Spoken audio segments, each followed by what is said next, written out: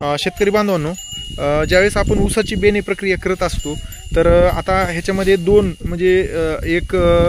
बुरशीनाशक आहेत आणि एक कीटकनाशक आहे। तर काळजी एक तुम्ही सर्वांनी घेणं एक गरजेचं आहे की हे जे टब तुम्ही वापरताय तर डायरेक्ट हात ह्याच्यामध्ये घालू नका। तुम्हाला घालायचे असतील तर मग हे जे जनावरांचे डॉक्टर जे काही हे पाहण्यासाठी जे काही तसे प्लास्टिकचे भले मोठे मोठे हे भेटतात हँड ग्लोव्स प्लास्टिकचे, तर ते तुम्ही डबल तिबल करून ते एक तर वापरा।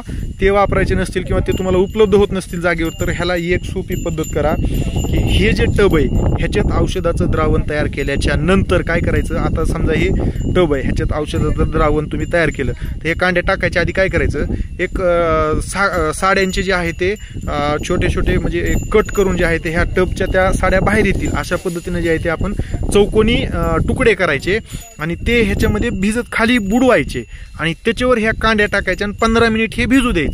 हे झाल्याच्या नंतर काय करायचं, ते जे 15 मिनिट झाल्याच्या नंतर तुमचं साड्याचे चारी कोपरे दोन माणसांना धरून जे आहे ते काढायचं आणि त्या साड्या ज्या आहेत ते तिकडं जिथं तुम्ही लागवड करणार आहे तिथं घेऊन जायचं। हे अशा पद्धतीनं म्हणजे कीटकनाशकाचा डायरेक्ट संपर्क येणार नाही ही काळजी जी आहे ते सर्वांनी घेणं गरजेचं आहे। कारण की हे आंतरप्रवाही कीटकनाशक असतात, तुम्ही जरी हातानं धुतलं तरी शेवटी आपल्या हाताला पर्णरंध्र असतात, आपल्या हाताला घाम येतो म्हणजे तिथून कुठंतरी जसं म्हणजे पानांचं पर्णरंध्र म्हणतो आपण तसंच आपल्याला एक सूक्ष्म आपल्या सुद्धा हातांना जे आहे ते छोटे छोटे तिथं छिद्र असतात।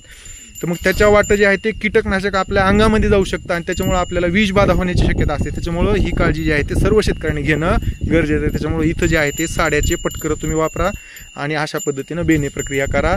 ही जी आहे ते तांत्रिक काळजी जी आहे ते आपण तिथं घेणं कीटकनाशकांपासून बचाव करण्यासाठी घेणं गरजेचं आहे।